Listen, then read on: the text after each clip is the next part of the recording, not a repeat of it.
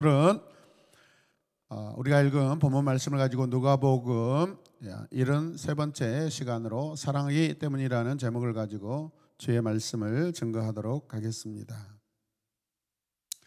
여러분, 하나님의 은혜 학교란 말을 혹시 들어보신 적이 있으십니까? 자, 함께 고백할까요? 하나님의 은혜 학교. 네. 시작부터 깊은 묵상에 들어가시면 안 됩니다. 지금은 묵상할 때가 아니라 말씀을 듣는 시간입니다. 할렐루야. 묵상은 나중에 하시길 바랍니다.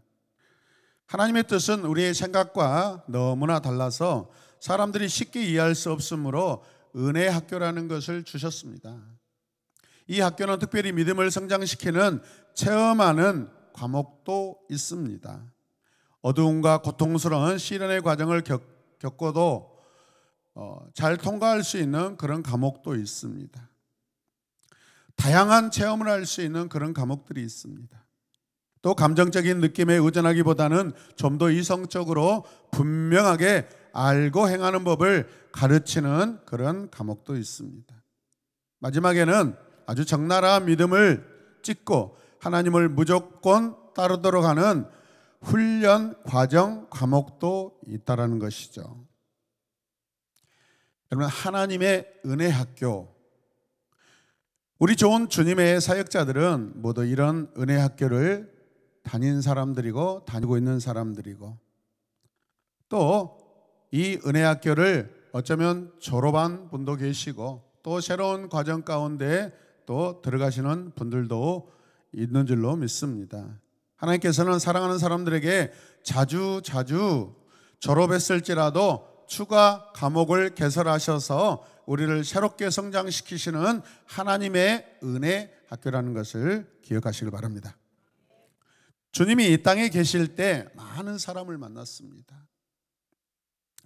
그러나 지성적이고 영적인 높은 차원의 대화를 나눈 사람들은 그리 많지 않습니다. 그런데 어느 날 주님이 깜짝 놀랄 만한, 주님이 어찌하셨다고요? 주님이 어떻게 하셨다고요? 깜짝 놀랄 만한 영적인 깊이를 가진 사람을 만나게 되었습니다. 그는 출세한 사람이었습니다. 사회적으로 아주 높은 사람입니다. 젊어서부터 많은 유산을 받아서 많은 재산을 소유한 사람입니다. 또 세상적인 교육은 물론 신앙적 교훈도 훈련도 아주 철저하게 받은 사람입니다. 성경 말씀대로 살려고 나름대로 노력한 사람입니다. 오늘날 사람들이 다 부러워하는 전형적인 롤 모델이 될 만한 사람입니다. 이 사람이 하루는 주님을 찾아왔습니다. 이 사람이 누구를 찾아왔어요? 주님을 찾아왔습니다. 그리고 영생에 관한 아주 진지한 문제를 놓고 대화를 나누기 시작합니다. 그가 주님 앞에 나오기까지 얼마나 많은 고민을 하였을까요? 마치 니고데모처럼 사람들의 시선을 피하고, 여러분, 사람들의 모든 그 체면 때문에 몰래 마치 밤에 찾아온 것처럼 말이죠. 밤을 지새우고 고민도 하고 친구들과 아마도 토론도 했을 것입니다. 그러나 뾰족한 해답이 나오지 않자 마침내 주님과 의논하기 위해서 오늘 주님을 만나러 왔습니다. 그리고 함께 대화를 나누고 있습니다. 선하신 선생님, 내가 무엇을 해야 영생을 얻겠습니까? What must I do to inherit eternal life? 영어로 이렇게 되어 있습니다. 여기서 inherit라는 것은 상속을 받다라는 뜻입니다. 영생을 얻는다라는 것은 영생을 상속받는다라는 것입니다. 우리가 영생을 구하는 것이 아니라 영생을 얻고 받는 줄로 믿습니다. 여러분, 영생의 주체자는 하나님이십니다. 너는 계명을 알고 있을 것이다. 간음하지 말아라, 살인하지 말아라, 그리고 도둑질하지 말아라, 거짓으로 증언하지 말아라, 내 부모를 공경하여라 하지 않았느냐. 이 청년 지도자는 모든 사람이 대답하기 어려운 대답을 지금 자신 있게 하고 있습니다. 성경에 예수님과 대화 중에 완전하게 이렇게 율법을 고백한 사람이 거의 없습니다.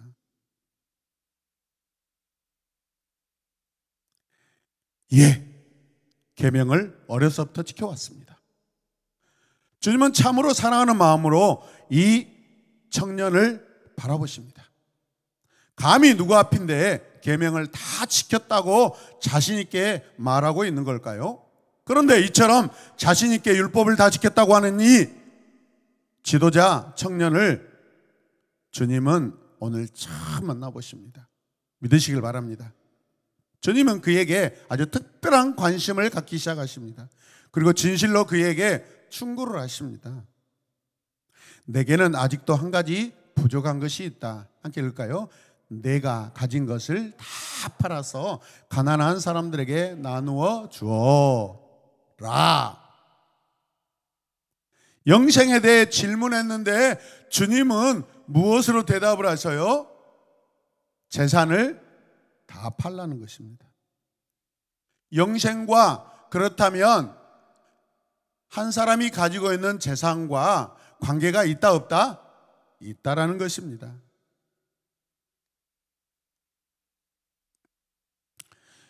영생에 대해 질문했는데 주님은 재산을 가난한 사람들에게 나누어주라고 합니다. 그리하면 내가 하늘에서 보화를 차지하게 될 것이다. 그리고 와서 나를 따라라. Follow me. 주님은 이 부자 청년 지도자의 말을 들으면서 무슨 생각을 하셨을까요? 돈도 있고 출세도 했고 나름대로 믿음 생활을 해온 이 청년이 귀하다고 생각하십니다. 함께 고백합니다. 귀하다고 생각하셨다. 다른 이와는 뭔가 특별한 청년이라고 주님이 생각하십니다. 지금. 그렇지만 아직 한 가지 부족한 것을 보셨다라는 거죠, 여러분. 아멘. Still one thing for you is lacking 이라고 되어 있습니다. 아직 한 가지 부족한 것이 있다라는 것이죠. 아직 한 가지만 부족하다는 이 청년에게 주신 주님의 점수는요, 어쩌면 A 플러스라고 우리는 평가할 수도 있습니다. 여러분, 시험 점수로는 아주 최고의 점수를 주님이 주고 계시는 것 같습니다. 그러나 아직 한 가지 부족한 것이 있으니 그것을 채우라는 말씀입니다. 이 청년 지도자와 주님의 대화가 참 재밌습니다. 이 청년은 주님에게 자신의 문제를 간접적이나마 솔직하게 지금 고백하고 있습니다. 율법도 지키려고 노력하고 있다는 것을 주님께 말씀드리고 있습니다. 마가복음에 주님도 이 청년 지도자를 여러분 사랑하셨다라고 기록하고 있습니다. 그러니까 주님께서 이 청년을 굉장히 관심 있게 보셨다 안 보셨다? 보셨다라는 거죠, 여러분. 이 젊은 지도자의 고민이 무엇이었을까요? 주님은 이 지도자 청년에게 부족한 것이 무엇인가를 찾아보셨을 것입니다. 주님은 이 젊은 지도자와 대화를 하면서 이 젊은 지도자에게 부족한 것이 무엇일까라고 생각하셨는데 그것을 찾아내셨습니다. 주님은 이 지도자 청년이 지금 윤리적 단계에서 신앙의 단계로 올라가는 길을 찾고 있다라고 지금 알고 있습니다. 힘써 노력하고 있다라고도 알고 있습니다. 이 사람은 율법을 다 지켰다고 합니다. 그런데 그가 고민하고 있는 것은 어떤 문제예요? 영생에 대한 문제입니다. 아멘. 영생에 관한 문제가 아니라 영생에 대한 문제입니다. Inherit eternal life입니다. 왜 율법을 다 지켰으면서도 영생에는 자신이 없었을까요?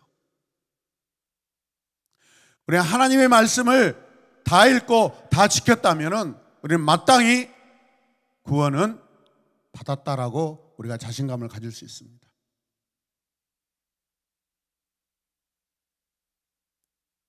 여러분 다 함께 저와 함께 이렇게 고백합시다. 나는 영생에 자신이 없습니다. 왜죠?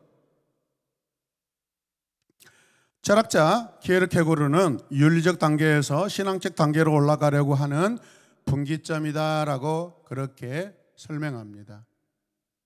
터닝 포인트라는 것이죠. 주님께서는 그에게 율법으로는 구원을 얻을 수 없다는 것을 가르쳐주고 싶으셨을 것입니다. 할렐루야.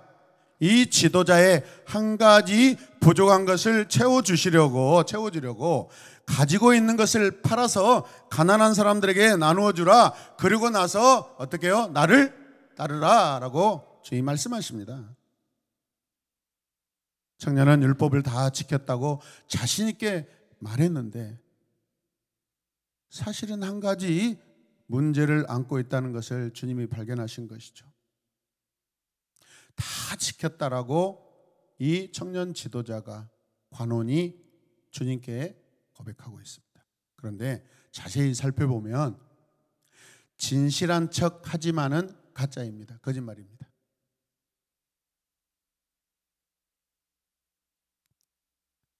여러분, 우리가 율법, 하나님의 말씀을 다 지켰을 때 하나님은 그게 만약 신실하고 진실했다면 구원이 허락돼요? 안 돼요? 허락됩니다. 아니, 하나님의 말씀을 진실하게 지키고 사랑했다면 하나님은 구원을 허락하십니다. 그런데 다 지켰다고 하는데 그에게 아직도 영생에 관한 여러분 확신이 없다라는 것은 말씀이 다 지켜졌다 안 지켜졌다? 안 지켜졌다라는 것이죠. 읽었지만은 보았지만 날마다 율법책을 넘겼지만은 영생에 도달하지 못했다라고 우리가 볼 수 있는 것입니다. 여러분, 이 문제는 우리 눈으로 보면 아주 사소한 문제입니다. 그러나 다른 각도에서 보면 엄청 큰 문제입니다. 출애굽기 20장 3절에는 이렇게 말씀하고 있습니다. 같이 읽겠습니다. 너희는 내 앞에서 다른 신들을 섬기지 못한다. 아멘. 당신들이 마음을 돌려서 순종하지 않고 빗나가서 다른 신들에게 절을 하고 섬기면 오늘 내가 당신들에게 경고한 대로 당신들은 반드시 뭐한다? 망하고 맙니다.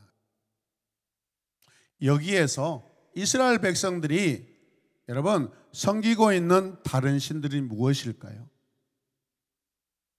그것 때문에 이스라엘 백성들이 어떻게 된다? 망하고 만다라는 거죠. 지금 이 지도자에게는 그의 재산, 그의 소유, 그의 물질이 그에게 가장 큰 관심입니다. 말씀이 이해되신 분은 아멘 하십시오. 그래서 지금 고민하고 있습니다.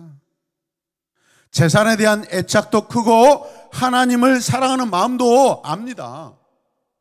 어느 한쪽을 쉽게 선택할 수 없는 그런 상황입니다. 여러분, 이 청년이요, 우리가 믿는 예수님은 여러분 부정적인 분이 아니십니다.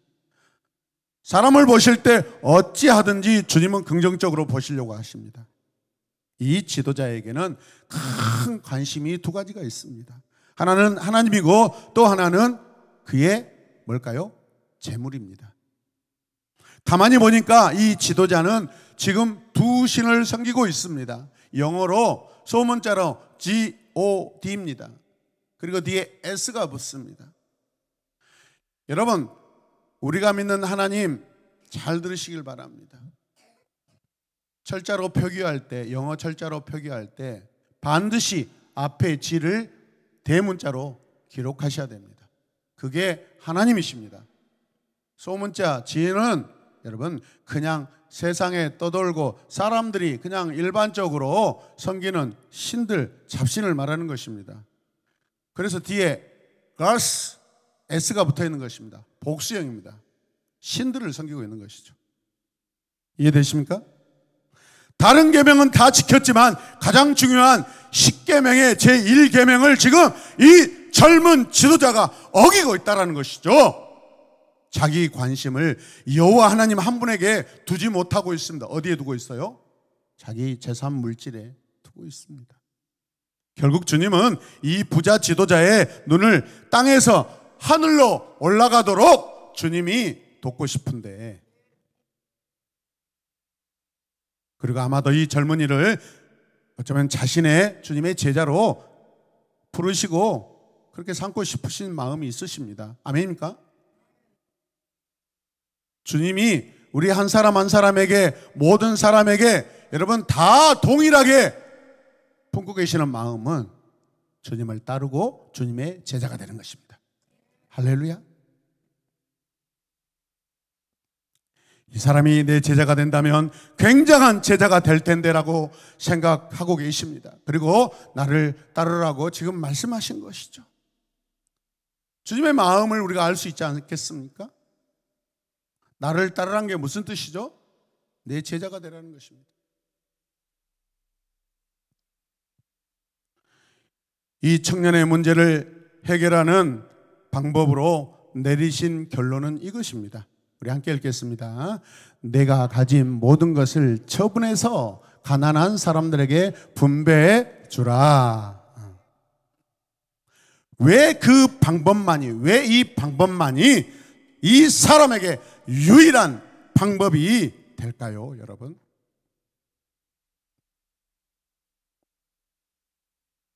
이 재산을 모으기까지, 이 재산이 이 청년에게 오기까지 어쩌면 그의 부모, 그의 조상들이 수고하고 애쓴 그런 여러분 생명과 같은 흔적들 아니겠습니까? 주님이 이 말씀하셨을 때 이 말은요, 이 청년에게 너무나도 힘들고 가혹한 그러한 방법이었습니다. 이해되십니까? 너무 가혹한 방법이 아닐까요? 왜 주님은 이렇게 힘들어하는 방법을 여러분 제시하셨을까요? 지금 주님께서 나에게 너 있는 모든 것을 처분해서 가난한 사람들에게 나누어 줘라 라고 하신다면, 아니 지금 여러분과 저에게 따르죠. 집을 팔아라. 팔기 싫어서 지금 대답 안 하셔요. 정확합니다, 여러분. 집 팔고 싶은 분이 절대 없다라는 것입니다. 한 번 더 물어보겠습니다. 집을 팔아라. 아직도 30%밖에 대답하지 않습니다. 내가 여기서 목사님이 지금 유도하신 이 말에 따랐다가 양심에 찔려서 어쩔 수 없이 집을 팔아야 되니까 차라리 말 안 하고 대답 안 하는 게 낫다라고 그렇게 생각하시는데, 그거는 더 악한 방법입니다. 대답이라도 하셔야 50점은 먹습니다. 다시 한번 함께 고백합시다. 집을 팔아라. 네, 75% 올라왔습니다. 75점은 운전면허 시험에 합격 못합니다. 다시 한번 하겠습니다. 집을 팔아라. 85점으로 올라와서 통과됐습니다. 주식을 팔아라. 멈칫하면 5% 떨어졌습니다. 지금 통장을 비워라. 감정이 안 실리고 가볍게 대답하는 것 같습니다. 여러분, 이 말씀에 순종하실 분이 계십니까? 집을 팔아라, 주식을 팔아라, 통장을 비워라. 저는 지금 마이너스 통장 잘 비우고 있습니다. 문제의 접근은 예수님의 마음으로부터 해야 합니다. 예수님은 이 젊은 지도자를 교만하게 본 것이 아닙니다.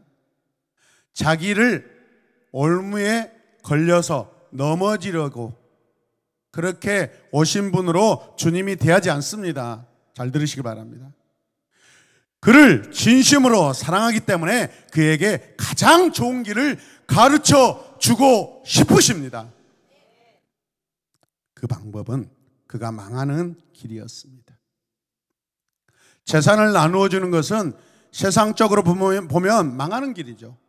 망하는 모습입니다. 그렇지 않습니까? 여러분들 지금 재산을 다 팔면 여러분 지금 망하는 것입니다. 주님이 지금 그걸 여러분들에게 요구하고 계십니다. 이해되십니까? 아직도 이해 안 되셔서 대답 안 하시는 것 같아요. 이해되십니까? 주님의 말씀대로 하면 세상적으로 저와 여러분들이 지금 망하는 상황이다고요.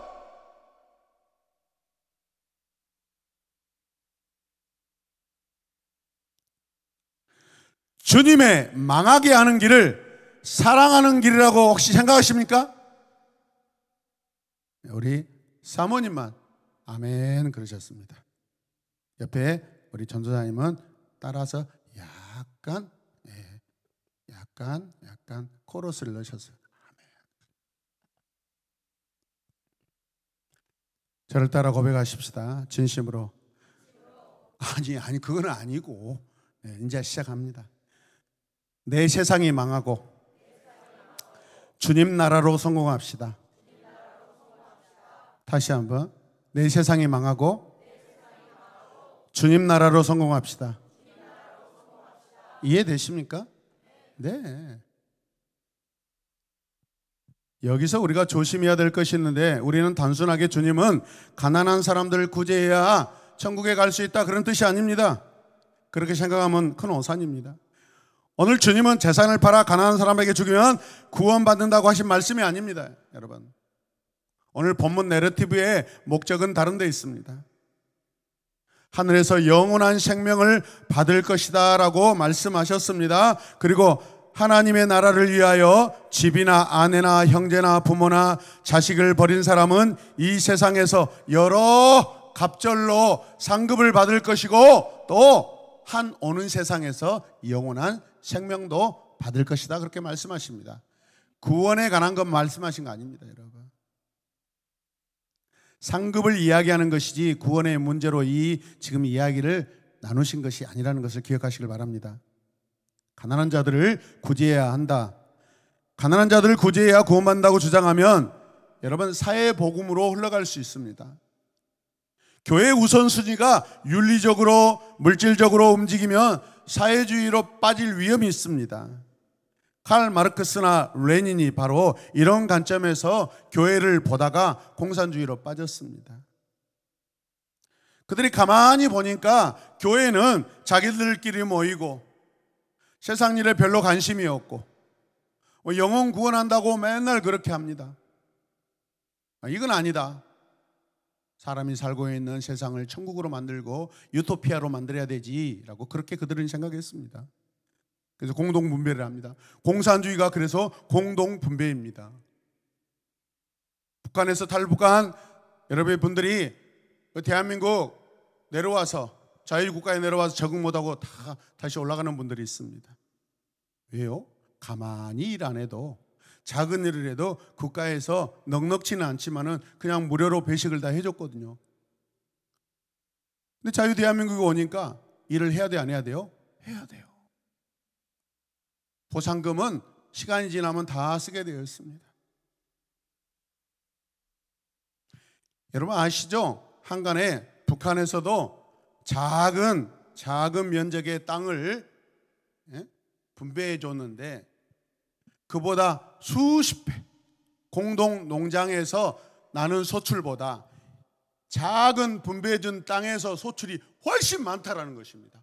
어디에다 정성을 쏟는 거예요? 자기 땅, 자기 재산에다가 쏟는 것입니다. 인간이 그렇습니다. 공산주의자들도 알고 있습니다. 여러분, 성경에 사회주의로 정치적으로 접근하라는 말씀은 없습니다. 여러분, 교회가 우선순위는 복음적이어야 됩니다. 교회는 성경적으로 움직여야 됩니다. 교회가 사회적 선동이나 정치적 선동을 지나치게 하면 타락할 가능성이 높습니다. 그렇다고 우리가 사회에 관심을 갖지 말아야 되는 거 아닙니다, 여러분.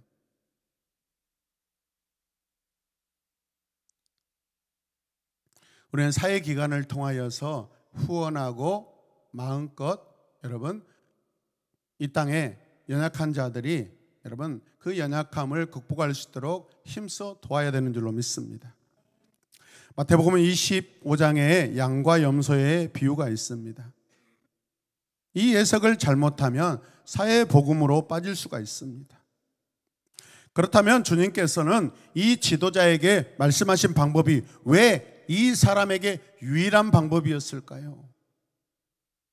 한 사람이 낚시에 미쳐서 7년이나 주님을 떠나 살던 그런 집사가 있었습니다. 권사가 아니라 집사입니다. 권사님들은 오늘 안심하고 들으셔요. 가정과 자녀를 전혀 돌보지 않고 날마다 낚시에만 미쳐 살았습니다. 자신은 주님을 사랑한다고 말합니다. 교회를 사랑한다고 말합니다. 말씀도 있고 묵상한다고 말합니다. 그러나 낚시 때문에 주일을 7년 동안이나 지키지 않았습니다. 주님을 위해 아무 일도 하지 않았습니다. 금요일이 되면 더 다음 세대 기도에도 참석하지 않고 낚시하러 갔습니다. 낚시하고 싶은 마음을 꺾을 수가 없어서 잘 준비해 놨다가 토요일이면 낚시터로 갔습니다. 잠깐 돌아와서 하나님께 돌아와서 회개한 적이 있지만 얼마 가지 못해서 다시 7년이나 낚시에 미쳐 살았습니다. 여러분, 이 사람을 치료하는 방법이 무엇이라고 여러분은 생각하십니까? 무엇일까요? 낚싯대를 꺾어버리고 그 집에서 낚싯대를 다 없애버려야 합니다. 여러분, 이 사람에게 더 좋은 인생, 더 좋은 삶은 무엇입니까? 하나님을 경외하는 신앙입니다. 내 삶의 우선순위는요, 내 신앙을 결정짓고 좌우합니다. 내가 하나님께 받을 상급이 결정됩니다. 이 부자 지도자에게 주신 주님의 명령은 여러 가지입니다. 하나는 물질을 하나님처럼 받들고 사는 것을 해결하라고 주신 영적인 교훈입니다. 또 하나는 이 사람을 제자로 삼고 싶어서 주신 명령입니다. 이 두 가지를 충족해 줄 방법은 모든 것을 팔아서 가난한 자들에게 나눠주는 길뿐입니다. 왜? 주님은 아십니다. 이 사람이 그 마음에 하나님보다 그 무엇보다도 뭐가 마음의 중심에 있어요? 물질. 그거 해결되지 않고 그거 나눠주지 않으면 이 사람은 제자가 될 수도 없고 하나님 나라의 백성이 될 수 없다는 것이죠.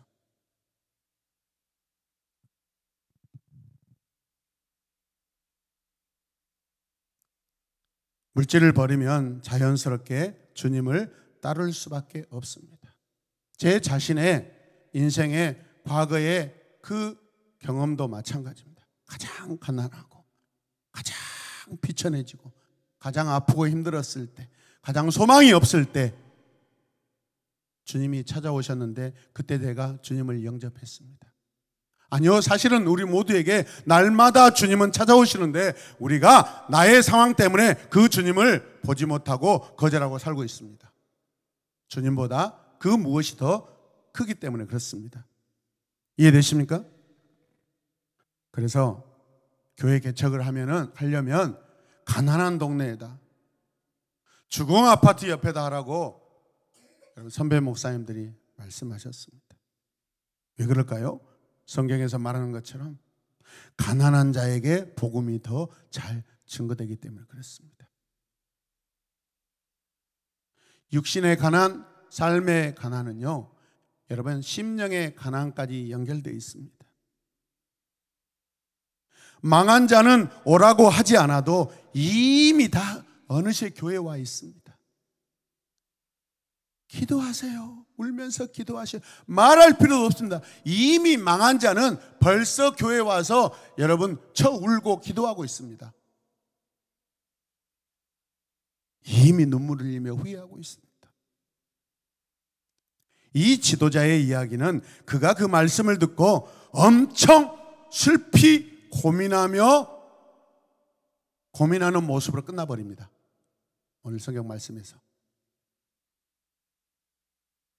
이 부자 청년, 이 젊은 지도자의 이야기는 그가 엄청 고민했다라고 거기까지 기록되고 끝나버립니다. 자, 말씀을 보실까요? 이 말씀을 듣고서 그는 몹시 근심하였다. 그게요, 그가 부자였기 때문이었다. 왜 고민했어요? 부자였기 때문에. 왜 주님을 따르지 못했어요? 큰 부자였기 때문에.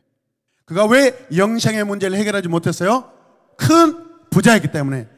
이해되십니까? 믿으십니까? 확신하십니까? 여기에서 이 사람의 이야기는 끝이 납니다. 마가복음에 보면 이렇게 말씀하고 있습니다. 슬픈 기색을 띠고 근심하며 가니라 라고 되어 있습니다. 자기 재산을 나누어 주는 것에 대해서 슬프게 생각했습니다. 우리 인생 중에 가장 아픈 표현이 뭐예요? 슬픔입니다. 그러니까 자기 재산을 나누어 주는 것을 가장 자기 인생에 슬프게 생각한 것입니다. 이해되십니까? 자, 이 부자 지도자가 여러분 그대로 했어요? 안 했어요? 주의 말씀대로? 안 했습니다. 아니면 주의 말씀을 거부하고 자기 멋대로 살았을까요? 어떻게 생각하십니까? 지금 이 말씀 가운데는 돈 많은 것을 악하다라는 뜻으로 해석하면 안 됩니다. 또 재산을 갖지 말아야 한다라는 그런 뜻도 아닙니다. 여러분 돈 많이 버십시오. 여러분 부자 되시길 바랍니다.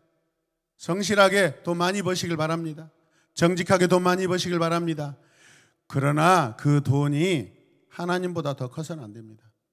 하나님보다 더 우선이 돼서는 안 됩니다. 오늘 말씀의 영적 교훈은 돈이든 사업이든 가정이든 자녀이든 무엇이든지 주님만큼 사랑해서는 된다 안 된다? 안 된다라는 것이죠. 주님보다 더 사랑하면 안 된다라는 영적 교훈입니다. 만약 이 땅에 주님만큼 사랑하는 것을 마음에 두고 사는 것은 십계명의 제1계명을 어기는 것입니다. 너는 나 외에 다른 신들을 내게 있게 말지니라. 아멘. 여러분 에덴 동산에서 아담이 왜 하나님을 반역했어요? 보암직도 하고 먹음직도 하고 탐스럽게까지 보였던 그것이 자기 마음속에 자기 눈에 하나님보다 여호와보다 더 작게 더 크게 보였기 때문에 그렇습니다. 이 계명을 어기면요 우리의 신앙의 뿌리가 다 흔들려 버립니다. 그래서 여러분 처음부터 마지막까지 우리 모든 인간들을 붙잡고 여러분 얽매이고 여러분 사슬로 묶어버리는 건 뭐예요? 만모니즘, 돈입니다. 여러분. 지금 왜 이 나라가 이렇게 시끄럽습니까? 어떤 사람들이 시끄럽게 하고 있습니까? 여러분 신앙 아닙니다. 돈입니다. 돈. 다른 사람들 돈이다. 교회 문제가 아닙니다. 여러분. 어떤 개인들의 돈에 대한 욕심 때문에 이렇게 된 것입니다. 게을러서 가난한 것은 부끄럽지만 나눠주고 깨끗한 가난은 주님께 영광인 줄로 믿습니다. 그래서 우리 기독교의 여러분 물질가는 청비지입니다. 깨끗한 부자입니다. 할렐루야. 그동안 오직 주님만 사랑하며 살아왔다고 여러분 생각하십니까? 주님이 오셔서 이 세상 끝날 때 오직 나를 붙들어 줄 수 있는 분은 예수님뿐입니다. 예수님만이 나의 최고의 관심이고 싶습니다. 관심이어야 합니다. 예수님만이 나의 최대의 관심이 되게 하여 주시옵소서. 우리는 열심히 일하고 성실하게 살아야 합니다. 그러나 우리가 본질적으로 사랑하며 믿고 의지할 분은 오직 예수 그리스도인 줄로 믿습니다. 주님을 온전히 의지하시길 바랍니다. 히브리서 12장 1절 2절 말씀 함께 읽겠습니다.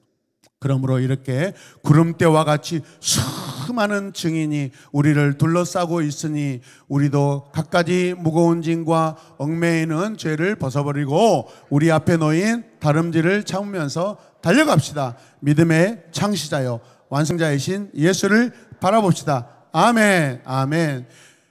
여러분 갖가지 무거운 짐 얽매는 죄 무엇일까요? 나의 재산, 나의 소유, 나의 물질, 내가 좋아하는 것입니다.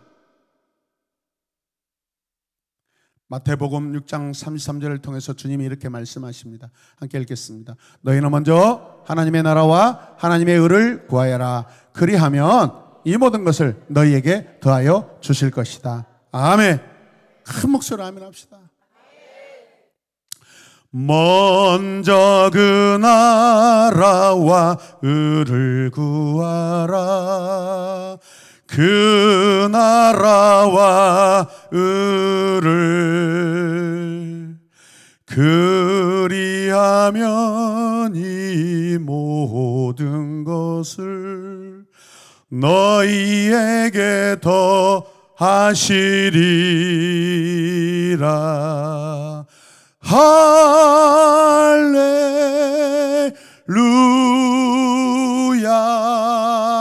할렐루야.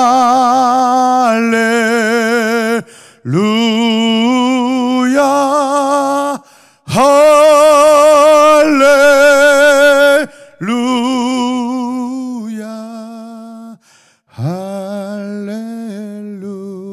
할렐루야. 내 영혼이 주님만 찬양합니다. 내 삶이 주님으로만 가득 채워지길 원합니다.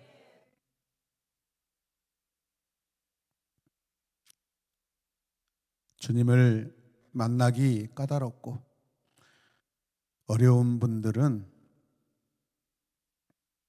내 생각을 버리셨으면 좋겠습니다. 히브리서 기자가 말한 예수님은 모든 것에 더 좋으신 분이고 탁월한 분이십니다. 비교할 수 없는 분입니다.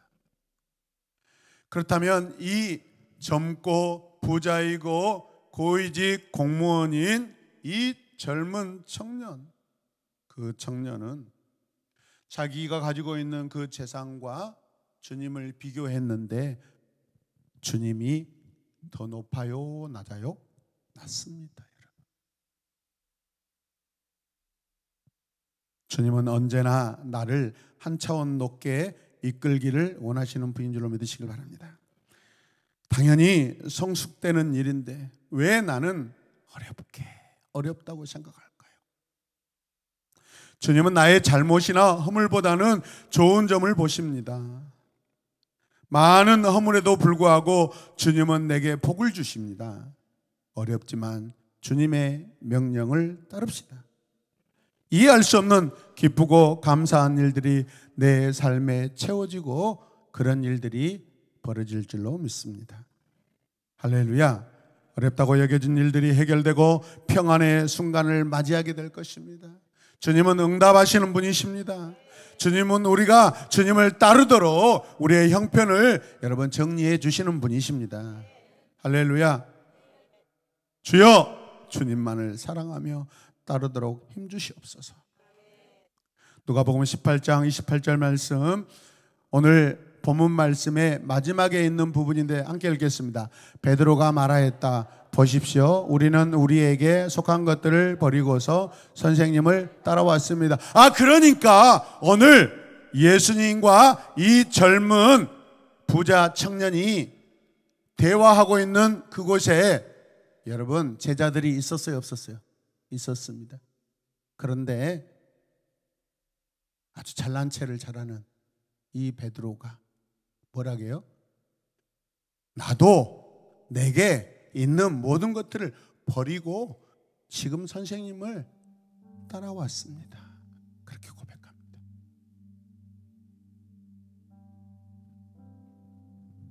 오늘 마치 주인공 같은 이 젊은 지도자의 이야기는 끝났는데 누가 거기에 여러분 대비로 등장하고 있어요? 대비적으로 베드로가 등장했는데 무슨 말을 해요?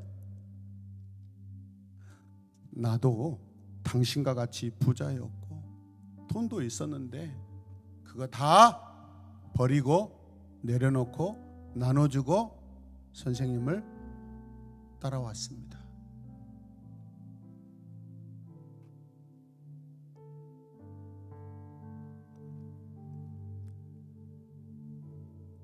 부자 청년 지도자의 이야기가 그 이야기의 끝은 베드로의 고백으로 끝이 나버립니다.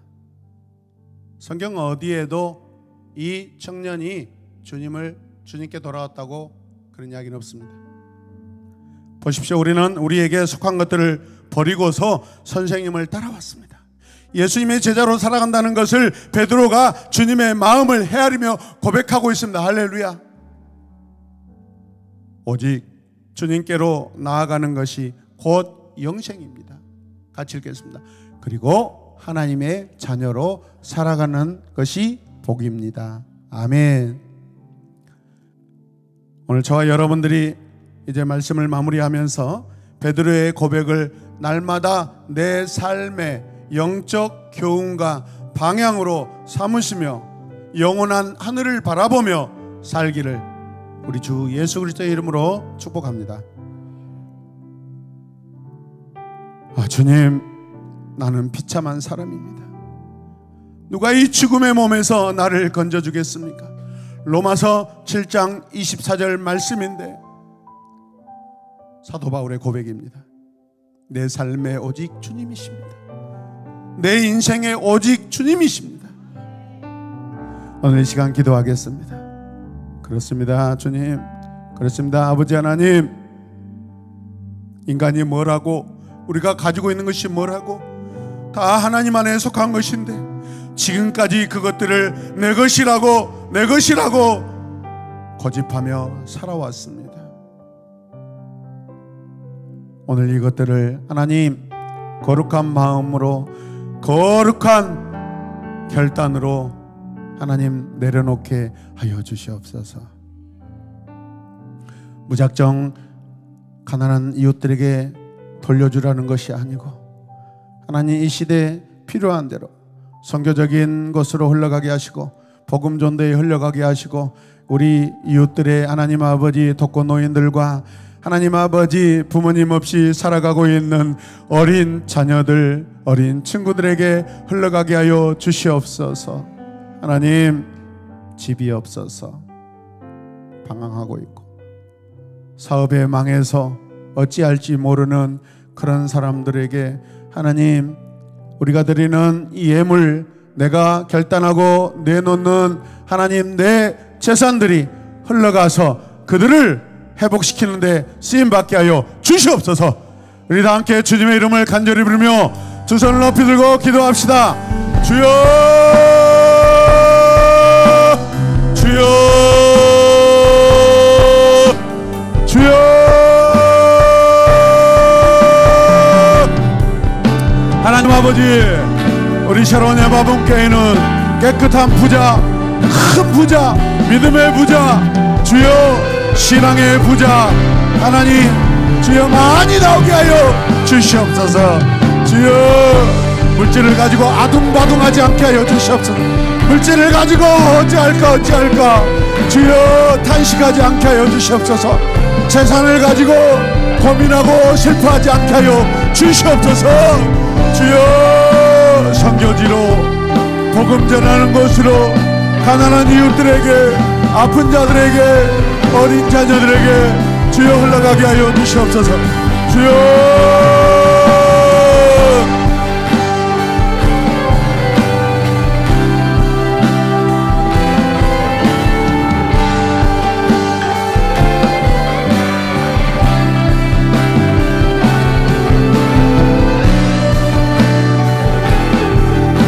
우리 아버지께서 내게 허락하신 모든 물질이 우리 아버지의 영광이 되게 하여 주시옵소서. 주여,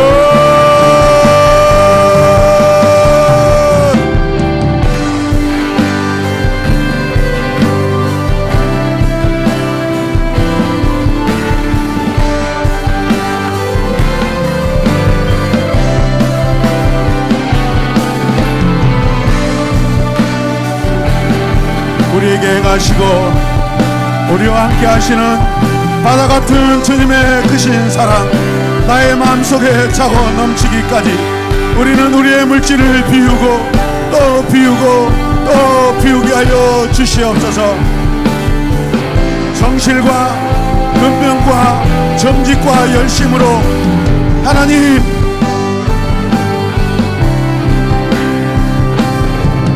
내게 허락하신 그 물질들을 하나님이 원하시는 곳에 흘러가고 닿기까지 하게 하여 주시옵소서.